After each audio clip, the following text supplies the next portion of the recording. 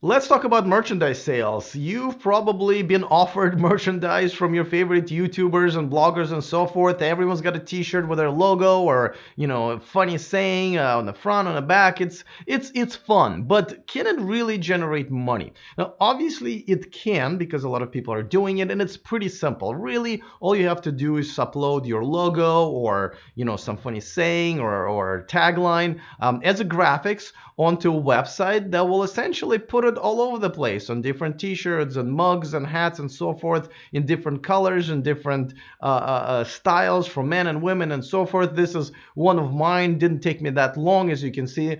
This is a t-shirt that I'm selling in my store, and it's just very simple because those websites that provide the services, they've gotten down to a science, so it doesn't take much.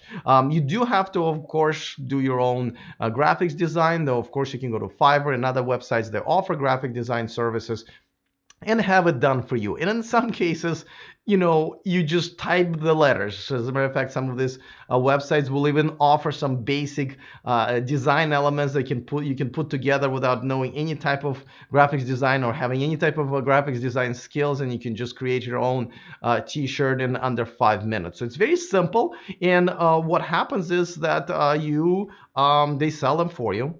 Again, you don't have to do anything. They get the t-shirts and the merchandise, they print on it, custom print, they ship it, they take payments and so forth, and then they send you the percentage of that, which a lot of times you determine. And then, of course, the more money you want for yourself, the more expensive your merchandise is, the harder it is to sell. But that's where you're making another business decision.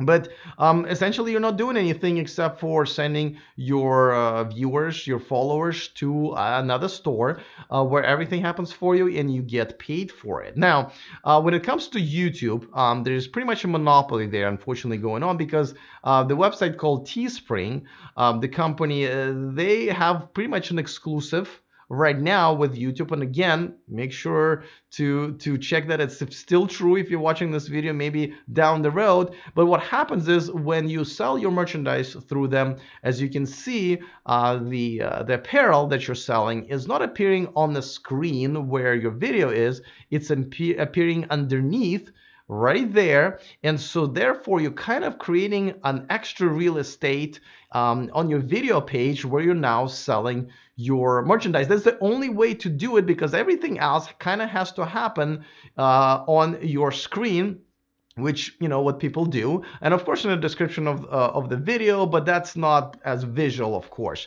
And people can go and buy those t-shirts from you, but you have to be with Teespring. And unfortunately, at least at this point, the user interface there is pretty brutal. It is really hard to spin off new types of merchandise with the same graphics.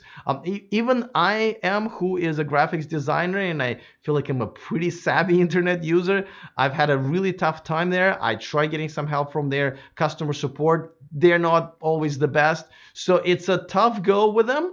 There are alternatives like Spreadshirt and many others that are much better. Though even with them, you kind of have to watch out because at this point, Spreadshirt, or at some point, Spreadshirt did not have an option to print on the back of t-shirts, and some people really absolutely must have that. So you kind of have to pick the one that works for you. But Teespring, unfortunately, you kind of have to go with them because they give you extra real estate to sell your stuff on YouTube, and that's definitely priceless. Now, if you have a blog or a podcast and so forth, then I would definitely pick something else. Again, Spreadshirt is my favorite, but again, there are some limitations. If you're going to pick something else but still sell it on YouTube, make sure that it's on their approved merchandise sites list. As you can see, it's right here. You can find it on their website pretty easily. There are tons of them, seriously, like dozens and dozens. So there's no shortage of those websites.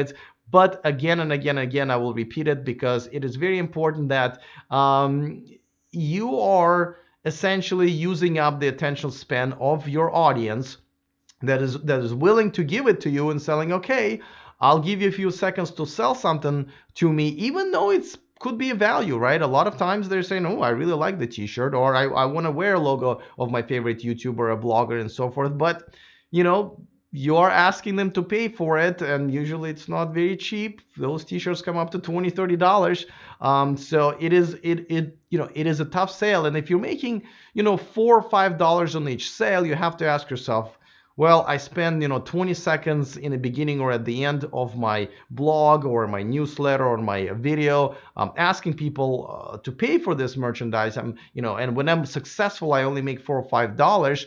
Does it really make sense? Is there something else that I can sell using the same time and same attention span of my viewers, and make more money? Does it make sense for me to make a $30 sale and only keep $4 or $5? Or is there something else where I can sell for the same $30? So my audience is not going to be paying any extra, but maybe keep half of it.